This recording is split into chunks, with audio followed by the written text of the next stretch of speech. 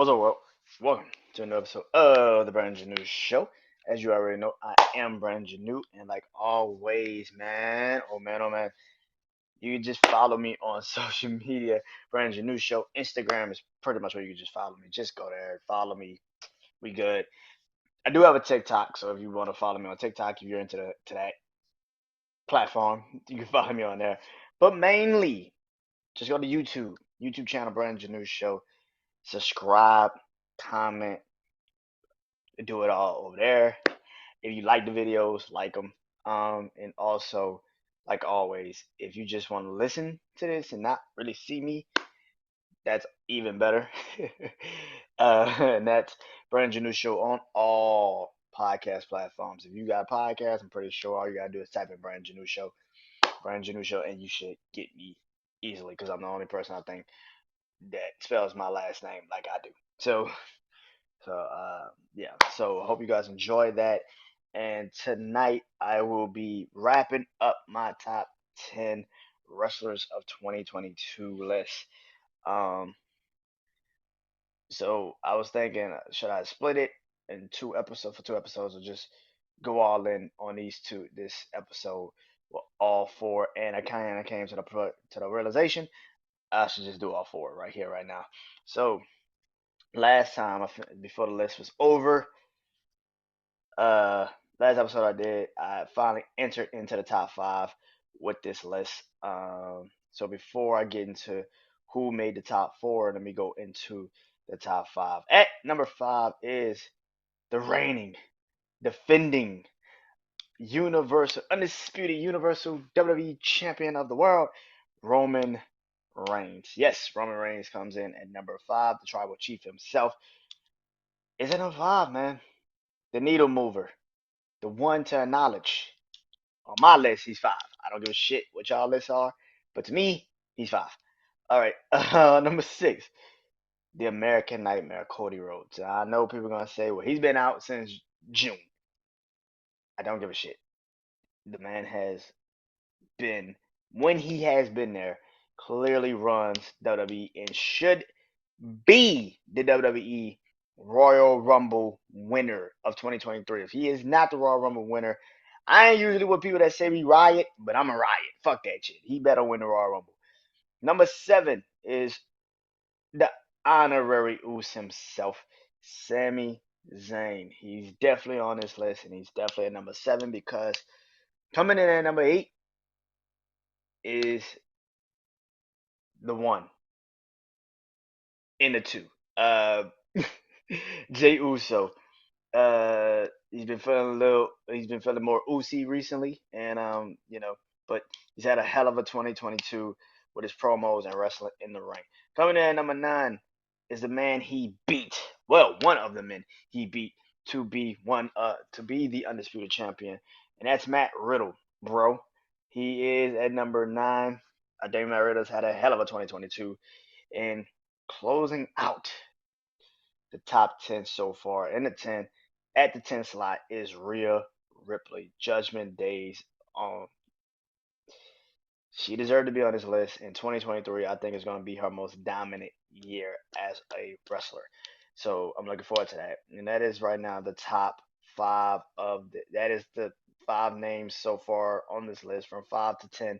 Those are the names. Now, jumping in to the top four out the gate. I have to do it the right way.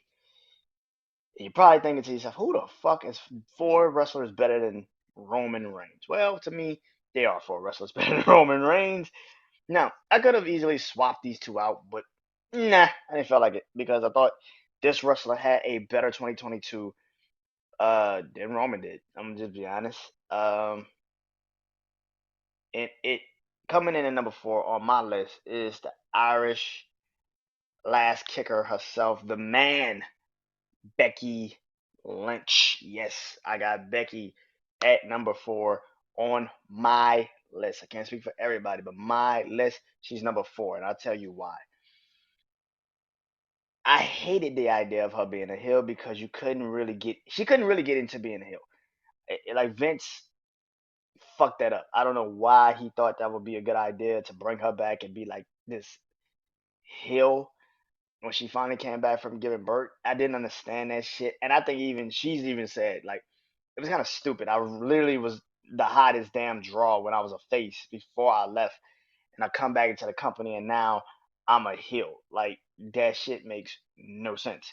But for that, Becky, um, before injuring herself at SummerSlam, she still turned shit into sugar, and literally, her Royal Rumble match, I think it was against Asuka. She beat her um, at the Royal Rumble for the Women's Championship. She beat her. Maybe it was Alexa Bliss. I don't remember who she fought at the Royal Rumble, but she beat them, and she went on uh, to have a hell of a rivalry with Bianca Belair for most of the year before she got injured. Her and Bianca tore the house down at WrestleMania. Uh, I actually thought this was the better match. It should have been the better match. It should have been a match to actually close out night one outside. It should have been a second main event, co-main event of night one with Stone Cold and Kevin Owens. I actually thought this was a better fucking match. Her and Bianca match skills perfectly, and the storyline was better. And the match was fucking better. Rhea and Charlotte, Ronda and Charlotte was okay, but it's something missing. Ronda Rousey, and she just doesn't fit the fucking wrestling type. I'm sorry, she just doesn't, man. But her and Bianca tore down at WrestleMania. You think it can't get any better? Then they go to SummerSlam and have even more of a better match. They have an even better match at SummerSlam. Like I said, she injured herself at that match, but she also turned face before she left, and that was very impactful because she just came back at Survivor Series War Games and had one of the best matches at War Games. In that War Games match with those incredible women, and Rhea was also in that match. So, um, and I can't wait to see what they're gonna do with her going forward. I think her and Bailey are going to have a match. I don't know if it's gonna be at WrestleMania, but it will be soon. And her and Rhea probably even have a match or something soon. They might be the final two in the Royal Rumble, I think. So that might be an intriguing situation to see those two actually be the final two at the Royal Rumble match. That might be very, very, very, very interesting. So um, yeah. So, but Becky definitely deserves to be number four to me personally, and it's not just her uh wrestling. She kind of was dragged into a lot of storylines that had nothing to do with her, just her husband, Seth Rollins. You go into the Roman Reigns Seth Rollins rivalry at the beginning of the year with the Royal Rumble at the Royal Rumble.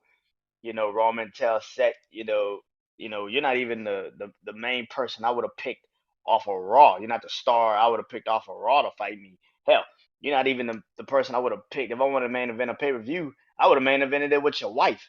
It's just like right then and there. Then when Matt Riddle and Seth got into a rivalry, Riddle would tell him, I know you've never main event WrestleMania, but I know your wife have. Like just that. Like, so she has had that type of impact. And I think 2023 is going to be a very interesting year for her because there's so many directions you could go with her. You could make her heel turn more organic, I think, if or you could keep a full baby face and let her just run off of that. And then if Rhea wins the women's championship, depending on what y'all really do with her and Beth Phoenix, that could be her first real rivalry after her and Bianca go through some things. But that could be her real first rivalry for the women's championship on Raw is Becky Lynch, and I think that will be a very interesting rivalry for Rhea and Becky to go at each other. So I think if Rhea does win the Royal Rumble and she beats Bianca at WrestleMania, her and Becky will be an incredible rivalry to start off the new Raw after the draft. So hell yeah, I think that would be a hell of a situation. Going into number three on this list, to me in WWE, there's nobody that's been hotter than number three on my list, and that's Kevin Owens. Kevin Owens is definitely number three on my list. The prize fighter himself, Kevin Owens. Man, listen, Kevin Owens is definitely on my list. I don't know why people would play like this man is not one of the best to ever do it. He's one of the best to do it. His promos this year was incredible, off the charts. Um, Early in the year, the fact that he technically didn't have a WrestleMania opponent. So what does he do? He literally reaches for the stars and pulls a WrestleMania moment out of his ass. He did something that I'm pretty sure every person that's gonna watch this and everybody that loves wrestling can already agree was shocking. Kevin Owens at WrestleMania 38 this year fought nobody, no one, I should say, no one, yeah, the Hall of Famer, the icon, one of the greatest WWE superstars of all time, Stone Cold Steve Austin. No one ever would have imagined that that would be his WrestleMania opponent. To main event night one with literally the greatest wrestler probably in WWE's history. Better than Hulk Hogan, better than The Undertaker, better than The Rock, better than Shawn Michaels, Triple H. Like, this man is the greatest wrestler, superstar in WWE's history. And this man literally found a way to get this man out of retirement. The last time we saw Stone Cold Steve Austin in a wrestling match was WrestleMania 19 against The Rock. His last opponent was the great one, The Rock. And you found a way 19 years later to get that man to fight you at WrestleMania all by itself is getting you on this list. But then you keep going. Finally, when Triple H really did take over this company and take over creative, he finally got rid of this gimmicky comedy Kevin Owens shit, the KO show shit, and he got rid of that shit. And he made him the prize fighter again. And for that one moment, when Triple H finally took power, he made his year even fucking better. He powerbombed Elias, Ezekiel, I should say, into the ring, took him out immediately. He fucked him up so bad he turned back into Elias. So so the first time he comes back on the screen with the prize fighter, he's rocking his old shit. This man is now on a different level of great. Um, I remember him in NXT. I've said this numerous times. Him and Finn Balor, their rivalry was incredible in NXT. Um, and then you go into this year and what he's done, and he just returned after being off of TV for a couple of months, and right out the gate, he's thrust into a storyline with the bloodline because of Sami Zayn, and that is intriguing. Now I don't know what they're going, how WrestleMania 23, how WrestleMania 39 between Sami Zayn, Kevin Owens, Jey Uso, and Jimmy, the Usos versus KO and Sami, how that particular is going to play out, but I can't wait to see it. And it's crazy ironic that Kevin Owens, Roman Reigns, Sami Zayn, and Jey Uso are all on this list because of what they accomplished in this last couple of months. Like, their storyline work is just fucking incredible. And Kevin Owens, like I said, this man found a way to bring back Stone Cold Steve Austin to fight him at WrestleMania, and I cannot not give that man his proper due. And he's been one of the best wrestlers. Uh, he's given us really great classic matches on Raw, with Chad Gable and all these people, man, and Cody Rhodes and all these people, man. So, yeah, I gotta give Kevin Owens definitely top three on this list. It's obvious. All right, coming in. Hold on, one second.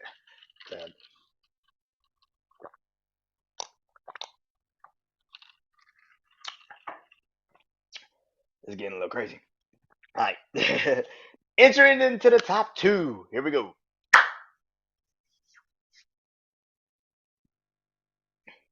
This wrestler deserves to be in the top two. But what this person has done for not just the company of WWE, but for the division that she's in. Bianca Belair deserves to be at number two on this list. She is the EST of WWE. You got to think about her career and how her first title reign kind of ended. Like she wins at WrestleMania, has the biggest moment of her life. She wins the SmackDown Women's Championship, and they fucked that up. They fucked up. They fucked it up. She was supposed to fight Sasha at SummerSlam. Something happened. Sasha didn't show, so Camilla took the place, but then she got beat down by Becky. Becky gets in the ring. She beats her in 26 seconds. That is how she ends her fucking title reign at SummerSlam. For somebody that won the Royal Rumble, went number 2 in the Women's Royal Rumble, pretty much went through all that shit, won the Royal Rumble that year in 2021, won the Royal Rumble, and that is how you end her. Go to WrestleMania, the first 2 black women to ever main event a WrestleMania, have an incredible match with Sasha, go to SummerSlam, and lose in 26 seconds. And for the most part of 2021, she was just trying to get back into the picture. And in 2022, she did it. She wins the Elimination Chamber, not the Royal Rumble, the Elimination Chamber. She wins the Elimination Chamber. She goes to WrestleMania and beat Becky at WrestleMania and has been the champion ever fucking since. And for good fucking reason. I mean, you could have gave the belt to Bayley, but it wouldn't have made sense. This woman has carried this division. And if she was on SmackDown, you would actually probably see a lot of those women get elevated because she has the ability to at least put good matches out there and force them to actually have to compete with her. And I want to see what happens during the draft because if she does get drafted back to SmackDown, that would be fucking intriguing. Because then I think we would finally get the matches from SmackDown Women's Division that we have been sorely lacking because they don't know who the fuck should be the women's champion on SmackDown.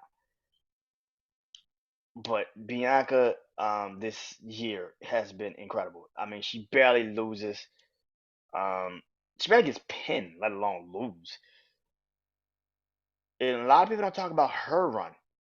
Like people talk about Roman, but they don't talk about her. Like her run is just as incredible, just as stellar, and just as important, and maybe even more important than Roman's. Because for a women's division that has been in shambles for most of the year, and they're just now getting their women back, she found a way to make shit out of nothing. She made shit happen out of nothing. So for her to be in this position and see her continuously working her ass off and being one of the top women in this company is kind of incredible and one of the best wrestlers in the company. I went to Raw this year and I saw. I went literally the Raw after SummerSlam to see her. Every time she came on a screen, people will jump out their seats and just be happy to see her.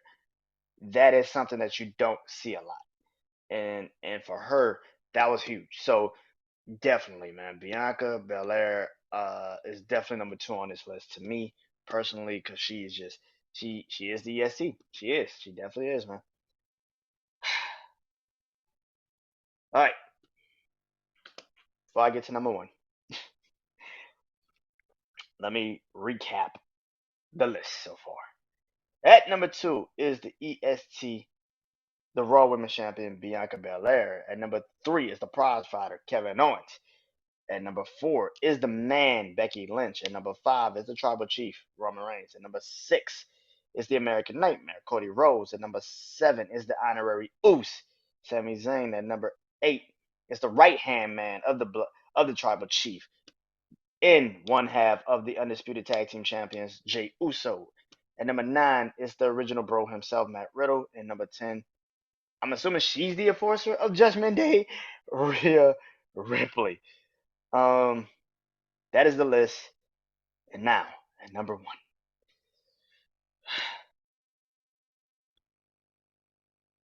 clearly this man was going to be number 1. Not because he's one of my favorite performers in WWE. Not because he's one of my favorite wrestlers in WWE. But the man fucking finds a fucking way to stand out. Either it be his matches or his fucking way of just walking to the ring, the fucking man finds a way. I don't know if he's a face or a heel, but he's just plain old the visionary himself. He is definitely Seth freaking Rollins. He will be known. He is number one of the 2022 best wrestlers of this year.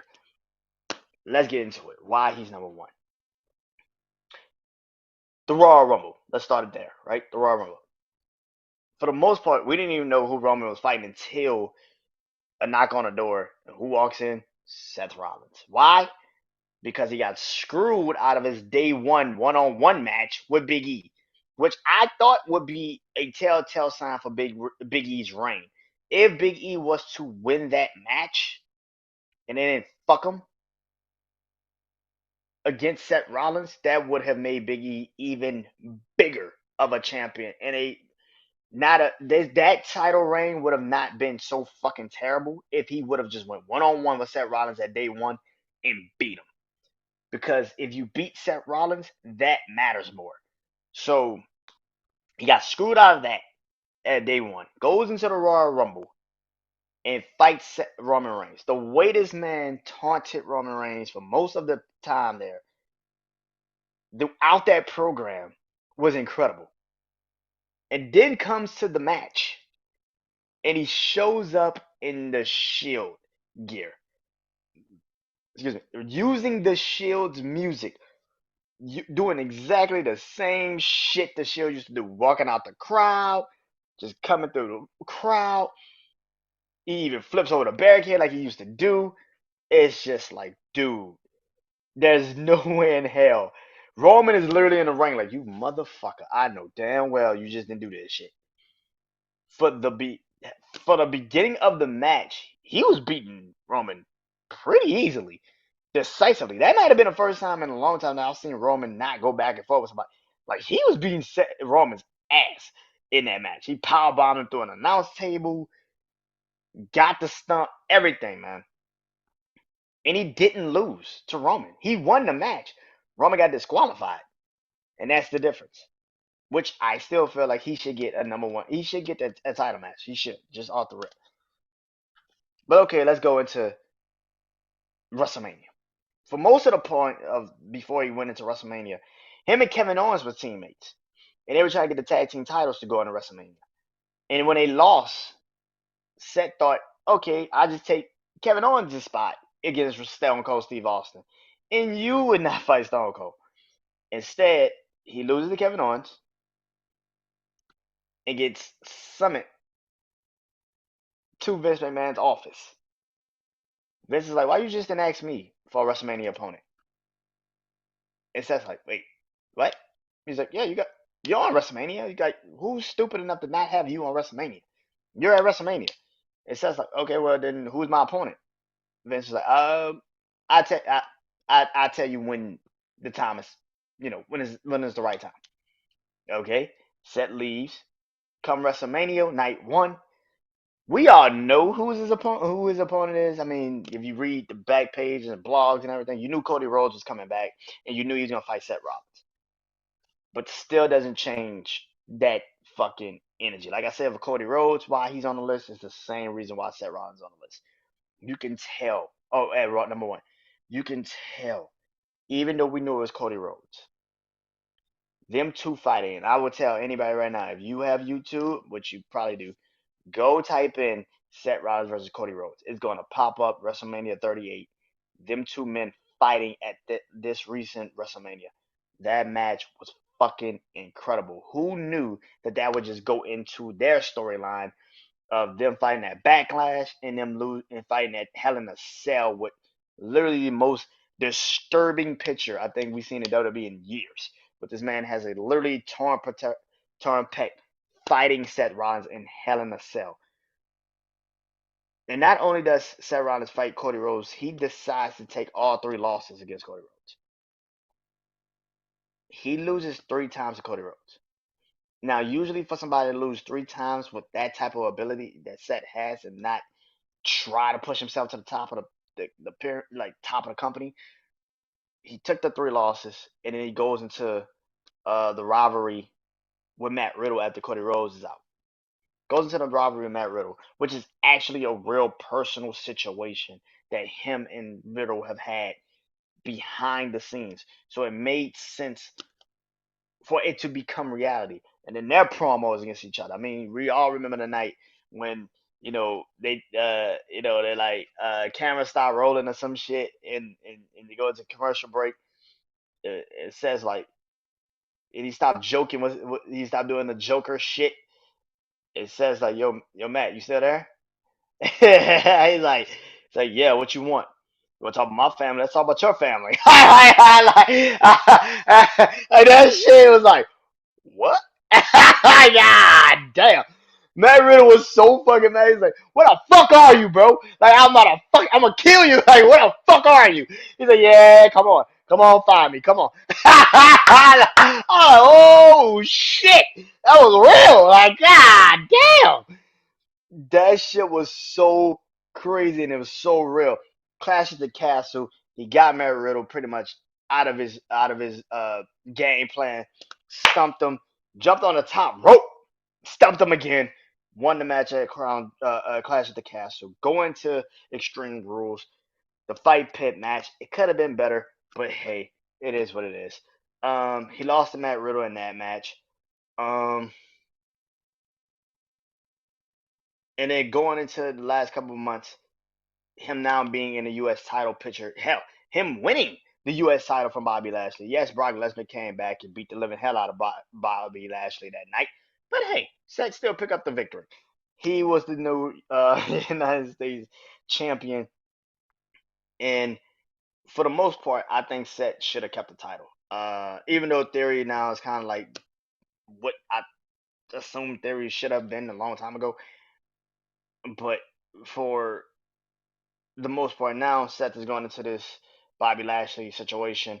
And for the first, and now Seth kind of has an interesting direction because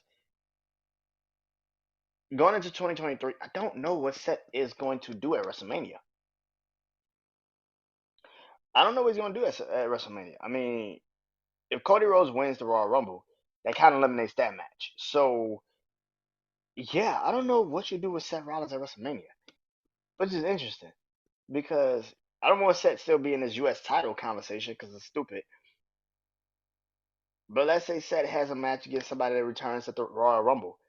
Um, a new star at the Royal Rumble, a new guy that has been on the independent scenes that people know and would love to see him fight at WrestleMania. That would be dope, and I think that would be a pretty interesting thing. At the end of the day, man, Seth Rollins uh is been the better wrestler. Um, in all of these programs that has happened, Seth's always at the beginning of it. He's always there, man. And I think Seth, like I said, is one of the best wrestlers in the company. I hate the fact that for some apparent reason WWE just continues to ride with Roman Reigns and think Roman is just the guy when Seth can do everything in the ring. He doesn't have, a bloodline. He really is his own superstar. He's made literally nothing out of something. And for somebody like a Seth Rollins to be second fiddle to Roman, it doesn't register to me. It doesn't register. Like Roman only has a couple moves, where Seth Rollins literally has all of the tools, all the moves at his disposal. But he's second fiddle to Roman. That shit don't make no sense to me. Seth literally turned himself into heel slash babyface slash anti heel. Like I don't know what the fuck Seth is. He's just Seth freaking Rollins, and that is why he's number one on this list of wrestlers of 2022. So at number one is the Visionary himself. At number two is the EST. Number three is the Prizefighter. Number four is the Man. Number five is the Tribal Chief. Number six is the American Nightmare. Number seven is the Honorary Oos. Number eight is the Right Hand Man of the Bloodline. Number nine is the Original Bro, and number 10 is the Enforcer of the Judgment Day. And if you don't know who those are, Number one is Seth Rollins. Number two is Bianca Belair. Number three is Kevin Owens. Number four is Becky Lynch. Number five is Roman Reigns. Number six is Cody Rhodes. Number seven is Sami Zayn. Number eight is Jey Uso. Number nine is Matt Riddle. And number 10 is Rhea Ripley. That, ladies and gentlemen, is my top 10 of, of the wrestling year. Now, I was also supposed to do a top 10 of 2022 matches.